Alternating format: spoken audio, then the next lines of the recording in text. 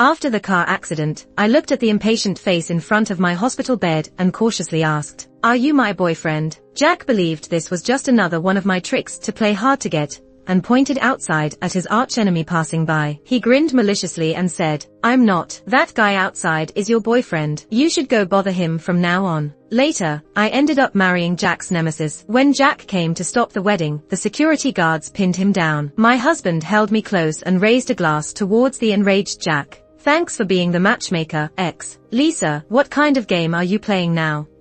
Amnesia. If you're going to fake it, at least make it believable. You only have minor injuries. Why didn't that car just kill you? I faintly heard a deeply annoyed voice as I struggled to wake up from my dream. By the time I opened my eyes, my cheeks were already wet with tears. The man chuckled coldly. "Oh, can't keep faking it anymore, huh? So strange." Even though I couldn't remember him, hearing those words caused an instinctive, suffocating pain in my body. A few hours earlier, the nurse gently told me that she had contacted my boyfriend, and that if I slept and rested, he would take me home. But the man in front of me now looked entirely annoyed and disgusted. From his extremely nasty tone, I couldn't sense any love or care for me at all. Was he really my boyfriend? I curled up a bit and timidly asked, "Are you my boyfriend?" He seemed overwhelmingly impatient and sneered while opening his mouth. "Enough, I don't have time to play these games with you." His voice stopped abruptly when he glanced at the figure passing by the door. He seemed to think of something amusing and smiled maliciously. "I'm not. That guy outside is your boyfriend. Go bother him from now on." I clenched the blanket tightly. Why did it hurt so much to find out this annoying guy wasn't my boyfriend? Tears that had been held back for a long time finally broke free. After finishing his statement, he walked out decisively, without looking back. As he left, he deliberately bumped heavily into the man lingering at the door. I vaguely heard him mutter something about troublemaker and disgusting. I lowered my head in misery, feeling no hope for the so-called true boyfriend outside, until a huge bunch of lively sunflowers entered my vision. I looked up abruptly. The night outside the window was deep and the city lights were shimmering. The man's brows were relaxed, and the starry sparkle in his eyes was more dazzling than the sunflowers in his hand. Stunned, I opened my mouth hesitantly. "Are you my boyfriend?" The man remained silent for a long time. I smiled bitterly and lowered my head again. Just when I thought he wouldn't answer, I felt a warm sensation on the top of my head. His dry and warm hand gently patted my hair. A husky voice came from above. "Yes, I'm here to take you home." The black Maybach smoothly slid into traffic. I clutched my clothes tightly, huddling nervously in the passenger seat. The cool night breeze brushed my cheeks, and my mind gradually became clearer. The man beside me was incredibly elegant, gentlemanly, and restrained. Even when helping me fasten my seatbelt, he deliberately avoided touching me. The warmth and intimacy from the hospital seemed like a mere illusion. My eyes subconsciously swept over his long fingers on the steering wheel,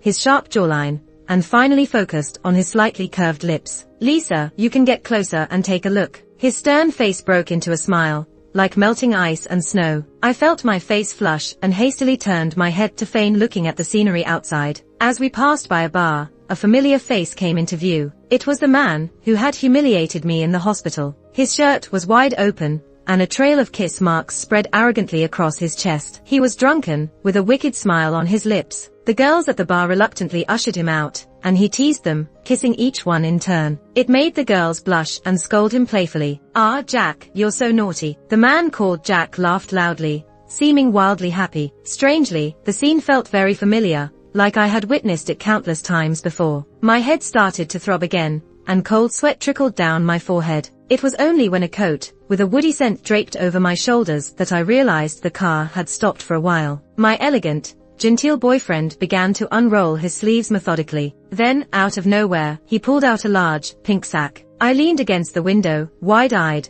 watching as my boyfriend followed the unsteady Jack. In one swift motion, he covered Jack with the pink sack, like grabbing a small chicken, and dragged him into the nearby alley. Then, he proceeded to beat him violently, as though Jack had stolen his wife. Jack squirmed in the sack, squealing every now and then like a pig being slaughtered. After finishing, my boyfriend elegantly wiped his hands with a handkerchief from his suit pocket. So refined, so graceful. I was stupefied. Where was the sophisticated, elegant, and restrained boyfriend I knew? When he got back into the car, I remained in a daze, staring at him. As he adjusted his sleeves, he spoke with a tone that seemed to carry a touch of frustrated sympathy. "If someone bullies you next time, just fight back." I blinked slowly. "And if I can't beat them?" He smiled, then find me. I'll have your back. With that, he extended his hand towards me. The phone got wrecked in the car accident. Dazed, I handed him the new phone I just bought. His elegant fingers flew across my phone screen. Moments later, he was the only contact in my empty address book. I quietly memorized his name. Henry, my boyfriend. I knew Henry went after that jerk to stick up for me.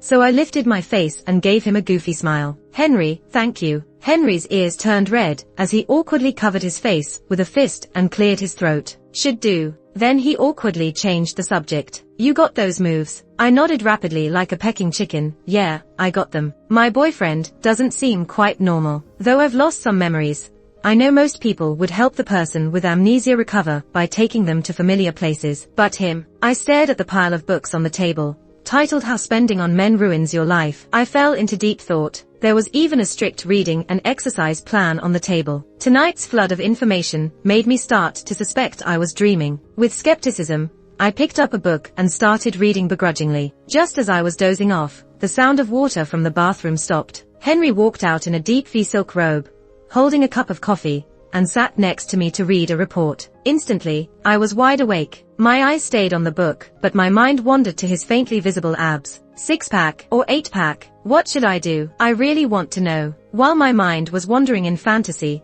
slender fingers tapped lightly on the table. I looked up into Henry's half-smiling eyes. Lisa, focus. I sat up straight in an instant. I'll focus on the abs. Oh no, slip of the tongue. Henry chuckled softly. I'll test you tomorrow. If you pass, you can touch them. Seriously, using sexy tricks now. I silently turned the right side up book the correct way. It's not that I want to touch him that much.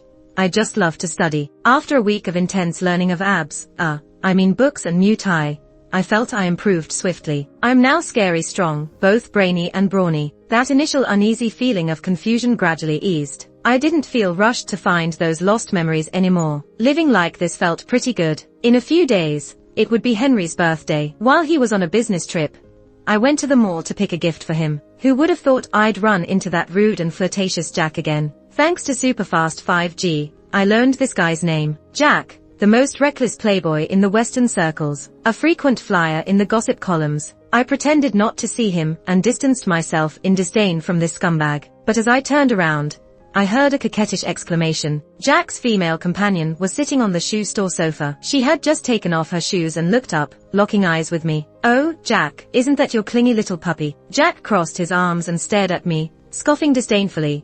I knew she was faking. Couldn't keep pretending for a week. So cheap. The woman giggled and extended her hand to Jack. Pay up, Jack. I guessed the date closest. Jack pinched her cheek and teasingly shoved a card into her bra. I felt disgusted. Am I part of your little play? This is a mall, not your bedroom. Don't put on your act here. The sales clerk, poised and wearing a professional smile, held the shoes ready to help the woman put on. Though the clerk kept a graceful smile, I imagined her internal monologue. Money's hard to earn, crap's hard to take. After their playful exchange, the clerk prepared to help the woman change shoes. The woman raised her foot away, lightly kicked Jack's leg, and nodded towards me. Jack, how about you let your puppy change my shoes? Jack looked down at me, raised an eyebrow, and ordered, Lisa, get over here and change Jean's shoes. My lips curled into a cold smile. 2 idiots, I'll show you. Under their mocking gazes, I slowly approached. Just as I was about to take the shoes from the clerk's hand, I made a feint and grabbed the boots the woman had just taken off. Then I turned them and slammed them onto Jack's head, forcefully pulling up the zipper. Usually, it wouldn't zip up around Jack's head, but no big deal. Force works wonders. Jean started to scream in horror. She tried to question me, but I gave her a sinister smile, shook the other boot in my hand, and mouthed, there's another one. She sensibly shut her mouth. With chaos around me, I put on my sunglasses and turned elegantly away. A few days later, I heard Jack's scandalous news had a new addition. Paparazzi found out Jack's had got a foot infection. Netizens were grossed out, commenting, rich folks play wild. Henry came back from his business trip on his birthday. I planned a surprise, set up the room, and hid around the corner of the entrance. As soon as he pressed the switch and entered, I jumped out screaming happy birthday, and launched myself at him like a firecracker. Henry chuckled lowly, his big hand around my waist stabilizing me. Little clumsy girl. Dragging him through the cake cutting and wish-making, I excitedly pulled out his gift. Look, here, it's a handmade leather shirt clip set. Henry still wore a gentle smile, lightly flicking my forehead in mild exasperation.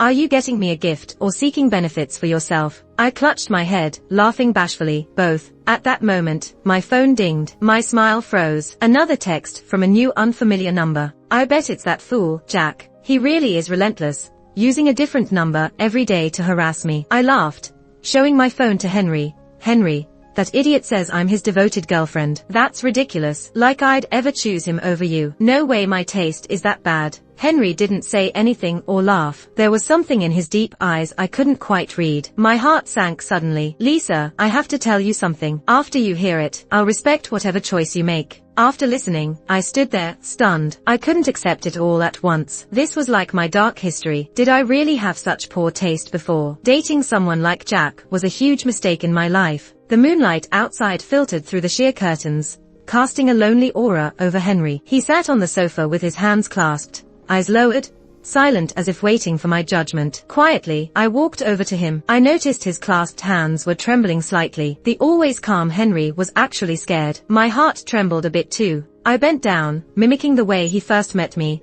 gently rubbing his head with my palm. It was like comforting a big puppy. Henry slowly lifted his head, and I saw my reflection in his amber eyes, clear and bright, showing his true feelings. The longer I stayed with him, the bolder I became. I tilted my head and smiled, using a shirt clip to lift his chin. Mimicking his tone, I said, "Be good. Put on the shirt clip, and I'll choose you." Henry was startled at first, then burst into laughter, pulling me into his arms with the shirt clip. "You've grown guts." 3 months later, my memories started coming back bit by bit. I remembered family, friends, and even strangers I'd only met once. But I couldn't remember anything about Jack. I didn't care though. It's better to forget that dark history. My new life began. When I used to paint, I had a long creative block, unable to produce any inspired work. But losing my memory seemed to unlock endless inspiration. After my latest work, Wild Wind, won an International Gold Award, I attended an art appreciation show. The host asked me, "Lisa, your new work style is different from before. You used to focus on realist critiques,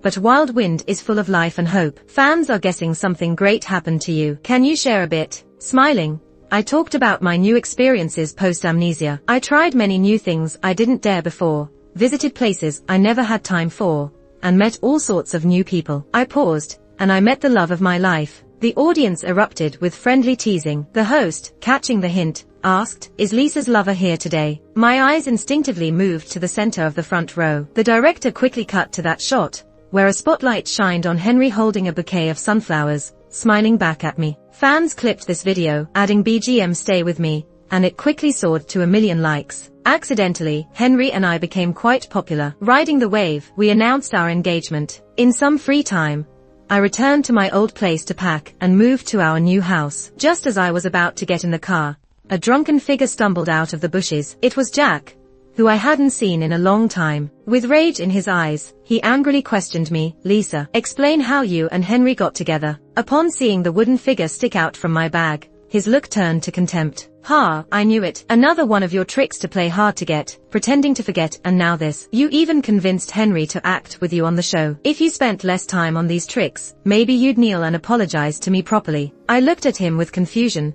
not remembering any connection between the wooden figure and him. I had just tossed it into my bag while packing. Why waste time listening to his nonsense when I could be home with my fiancé learning about his abs? Frowning impatiently, I brushed away his hand, coldly saying, "A smart dog won't block the way." Jack, like a kicked dog, suddenly started barking at me. During the struggle, the wooden figure fell out of my bag, shattering into pieces. My pupils dilated, and a flash of memory hit me. Painful past events came flooding back, almost drowning me. I remembered carving that wooden figure for a month as Jack's birthday gift. It was originally a pair, one representing me and the other him. Jack, slouched on the sofa, barely glanced at it before dismissing it with a wave, saying it was too ugly to be a gift. Lips tightly pressed, I held the wooden figure awkwardly as mocking gazes burned into me. Just as I was about to lower my hand, Jack grabbed the figure, tossing it carelessly while mixing condescension and mockery. "I guess I'll keep this one. It's gross thinking about you fantasizing over it." Laughter filled the room. The crystal chandelier made me feel exposed. I instinctively hid my hand, covered in tiny cuts, behind my back. Trying to deceive myself, I thought, maybe he just speaks harshly. Maybe he just doesn't like carved things. Maybe. This ridiculous self-deception was quickly shattered. The next day, I saw Jack happily using the figure to amuse a new college girl he pursued. The girl pouted, tossing the carving into an artificial lake. It's so ugly, no sincerity at all. I want one you carved yourself. Jack doted on her the entire time. Alright, I'll make one just for you, my little princess. Waves rippling across the lake mirrored my sinking heart. These kinds of incidents were countless, leaving my heart scarred and battered. Sadness, anger, resentment, self-abandonment, all mingled. In the end, only exhaustion remained. Even without that car accident leading to amnesia, I had already planned to break up. So tired, I don't want to love him anymore. Jack's annoying face was right in front of me. Can't you try something else? Pretending to have amnesia didn't work. So now you're faking being sick. I stood up, looked squarely at him, and without warning, slapped him across the face. They say patience pays off, but the more I thought about it, the angrier I got. Jack looked incredulous. You dare hit me? In response, I gave him another symmetrical slap. What a weird request. Of course, I'm gonna indulge him. By the time Henry got the call and came to pick me up, I was trying to shove Jack's head into a trash can. It's great to have someone to call on. He showed up so fast. I hadn't even finished beating Jack up yet. Seeing Henry's playful gaze, I reluctantly let go. Sigh, gotta maintain some ladylike image in front of my fiancé. Henry, on the other hand, walked straight over and kicked Jack right in the butt. That was a powerful kick, probably with a bit of personal grudge. Jack's head, which had just managed to get out of the trash heap a bit, plunged again, this time into a bag of takeout soup. Who the heck cooks crap like this? As we drove away, we could still hear Jack's cursing behind us. Lisa, I'll never forgive you in this lifetime. Even if you kneel and beg, I won't look at you again. What a maniac. Henry and I yelled in unison. We looked at each other and burst into laughter, the sound mingling with the night traffic. A few days later, I saw Jack's revenge coming my way. He started hitting up various events, parties, and hotels with women more frequently than ever. His high-frequency girlfriend-switching antics earned him top spots in the tabloid scandals. Some enthusiastic netizens even kept count. This past month, on his busiest day, he dated 10 different women. By conservative estimates, he swapped out at least 72 girlfriends in a month. The comment section went from teasing him about being a playboy to slamming the high society decadence he's living. By the time I saw it, the netizens' attention had already shifted to his kidneys. What a strange focus. Kidney supplement ads started popping up under the thread. Even now, you're making ad money. Geez, I'm crying.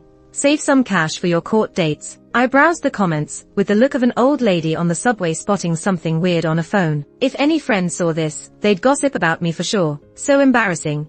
It's like a permanent stain on my internet record. I felt like my eyes were dirty and needed Henry's pecs to cleanse them. I screamed, put down my phone, and buried my face into Henry's pecs. Henry, nonchalant as ever, just pulled his collar open a bit more. A shy smile spread across my face, and I buried my head even deeper. I'm supposed to be a lady. How could I be so shameless? During this period, Jack kept messaging me with different accounts. He sent pictures of him getting cozy with other women, and his aloof, dominant tone texts reminded me of the lame teen romance novels I read during adolescence. Lisa, do you realize your mistake? Only now did I realize. He's using his way to make me jealous and regretful. Well, what can I say? Wish your kidneys well. I always left his messages on read without replying. By the second day, Jack broke down. Who do you think you are, Lisa? Have you had enough? My patience is running out. Don't think for a second that I care. Ha ha, Lisa, tons of women want me, and you're really fake. I didn't block him.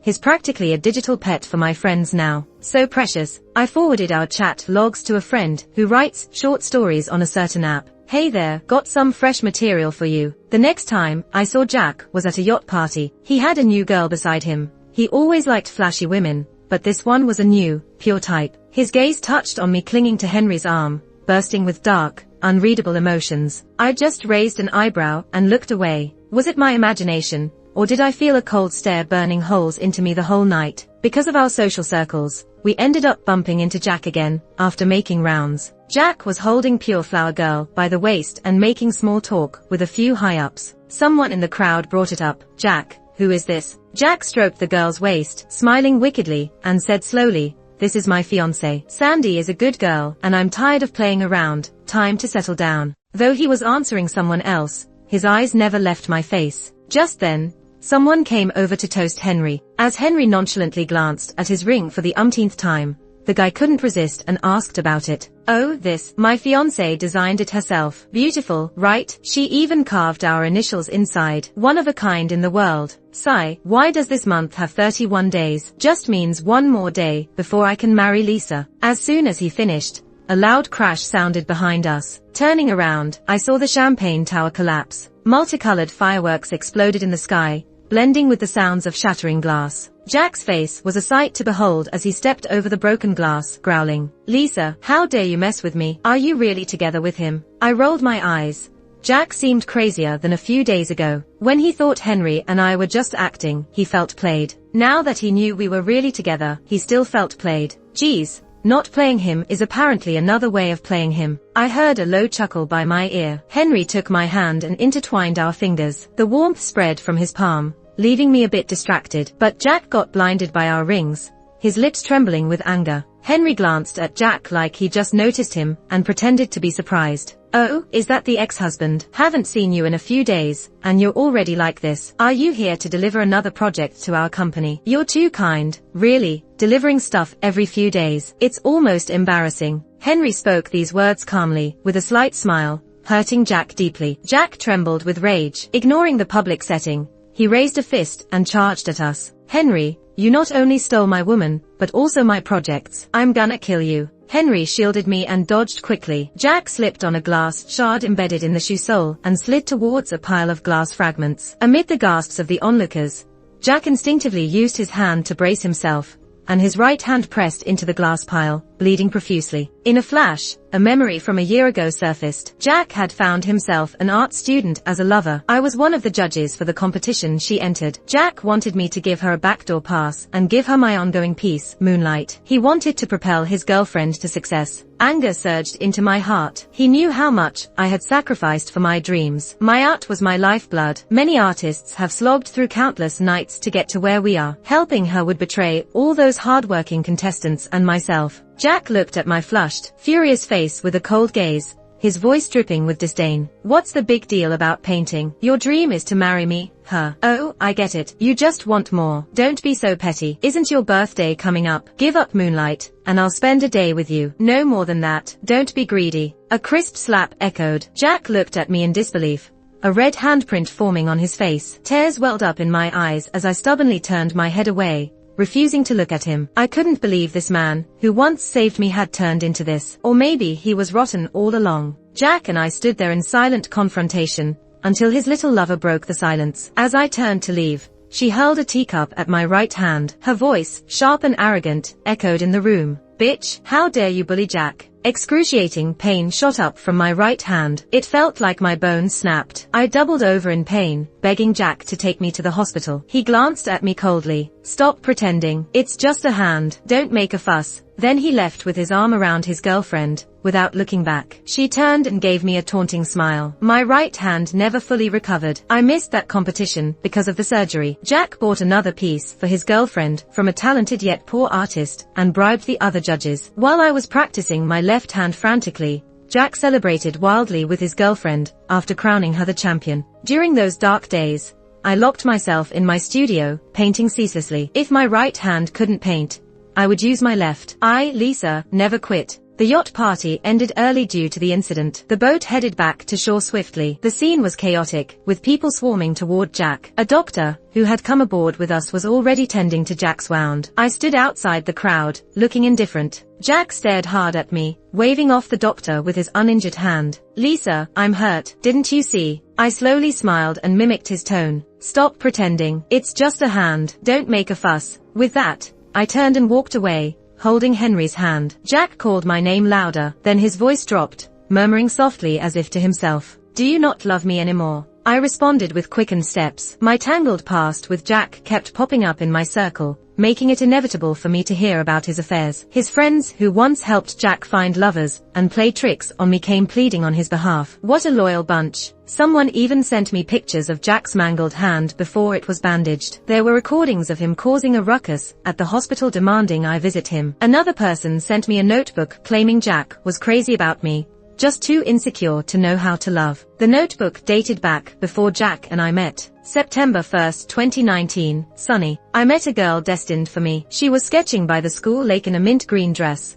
A butterfly landed on her hair, it felt like it landed on my heart too. I secretly called her Little Butterfly. Jack's diary detailed his 5-year crush on me. Only then did I see his twisted mind. He worshipped me as his muse, but treated me like nothing in reality. Jack intentionally hurled insults at me, finding twisted pleasure in the pain reflected in my artwork, as emotions he evoked. Jack didn't fancy those girlfriends. They were just part of a game to test me and make sure I wouldn't leave him, no matter what. Anger tightened my grip on the diary until my knuckles turned white. Then I laughed out of sheer exasperation. Bravo, like a gold miner digging all his life without finding such pure, undiluted madness. I just couldn't pin it down. I sent the diary back, accompanied by these words. You're a worm crawling in the gutter. Stay in your filthy mental world and rot. You really disgust me. Epilogue. I heard Jack went mad that night, got discharged from the hospital, and drank himself into stomach bleeding. He tried to see me several times, but I refused. Jack then furiously tried to snatch Henry's projects, no matter how unreasonable the price was. The shareholders of the group advised and tried to stop him, saying these projects hadn't been vetted and shouldn't be decided so rashly. Even if there were no issues, offering this price, after deducting costs, basically left no profit. But Jack was already seeing red. He was like a mad dog now, biting anyone he could. He even cornered Henry at the gym, insisting on a one-arm push-up contest. Why did Lisa choose you? What makes you better than me? When I got to the gym, Jack was already collapsed on the ground, gasping for breath. I gave him a look of disdain, then took out a towel from my bag and gently wiped Henry's sweat. Henry was wearing a black tank top and grey sweatpants. His broad shoulders and narrow waist showed off his smooth muscle lines. Beads of sweat covered the tip of his nose, and with a smile, he took my hand holding the towel and pressed it to his forehead. My face flushed instantly. Just then, Jack, in a fit of impotent rage, screamed, "Lisa, you're my girlfriend. You're cheating." I smirked and kicked him, a mocking smile appearing at the corners of my mouth. Jack must have selective memory. Do I need to repeat what you said in the hospital? And also, the person by the lake on December 25, 2019, wasn't you, right? Jack's face turned as white as a sheet. You know everything. Back then, I was just starting my freshman year, not well known at all. I eagerly took my project, which was ready for a competition, to ask the professor for advice. The professor criticized my work thoroughly and then pretended to be kind, asking me to leave the drawing so he could help me improve it. A few days later, the professor submitted my drawing under his name for an award. At that time, I was defenseless and didn't keep any evidence. The classmates who saw my drawing sided with the professor. The surveillance was deliberately deleted, and I was left without any way to prove my innocence. Even my statements were twisted to look like jealousy. Under the professor's manipulation, my classmates isolated me, pointing fingers at me wherever I went. That was the darkest time of my life. One day, as usual, my bedsheet was soaked by my roommates, and they locked me out. Wearing a thin sweater, I wandered in the falling snow, which washed over my soul, but couldn't cleanse the filth thrown at me. I walked for a long time in the snow, somehow ending up by the lake. "Hey, classmate," I turned instinctively, and before I realized it, someone had placed a pot of sunflowers and a folding umbrella in my hands. When I looked up, I only saw the tall figure walking away. Snowflakes settled on his shoulders, his youthful voice mixed with the wind, turning faint and hazy. "Please take care of it for a few days, thank you." Somehow, I stepped back from the water's edge, hugging the sunflowers and surviving. A few days later, I received an anonymous email with the deleted surveillance footage from when I approached the professor. At the same time, a few classmates had a change of heart and came forward to testify for me. Around that time, I met Jack. He took the sunflower pot from me and raised an eyebrow. "Thanks." Years later, I found a folding umbrella with the same ornate H engraved on the handle at Henry's house. It turned out it wasn't Jack's umbrella, but Henry's. No wonder the sunflowers died under Jack's care in a few days. No wonder he got agitated whenever I mentioned that night. No wonder he clashed with Henry every time. From the very beginning, it was a case of mistaken identity. Now, it's just correcting the mistake. Only that, Jack desperately tried to grab the hem of my dress, panic and helplessness flashing in his eyes. I was there that night too. I just arrived late. I laughed, shaking off his hand. "So, you took credit for someone else's kindness. How are you different from the professor who took my drawing?" After that day, Jack disappeared from my sight. He probably didn't have time to cause more trouble. Those failed projects were enough to give the group a massive headache. The informants Jack placed in the group were all dug out. It was time to wrap things up. But on mine and Henry's wedding day, I still saw Jack sitting below, eyes red, drinking our wedding wine. Who knew after the vows, and just as I was about to say I do, Jack made a scene. He took a swig of wine, then rushed up to us, dropping to one knee and taking out a diamond ring. Lisa, I was wrong. Please forgive me this once. We've had so many years together. You can't tell me you feel nothing for me. I couldn't help but smile bitterly, rubbing my forehead. Before Jack finished his heartfelt speech, security, already prepared, pinned him to the ground. Henry held me, grinning as he toasted the red-eyed Jack. You know, you actually played matchmaker for us. Really, no need for such grand gestures. Thanks to my ex for the matchmaking, Henry said, grabbing a handful of wedding candy from the table and tossing it at Jack's face. It's a thank you gift. Jack barely made it back to his seat before he was handcuffed. Looking up, he met the cold gaze of the police. Mr. Jack, we found evidence of your involvement in economic crimes. Please come with us. Pressured by the police, Jack kept looking back at me as they led him out. I didn't spare him a glance, smiling up at Henry as I said, I do.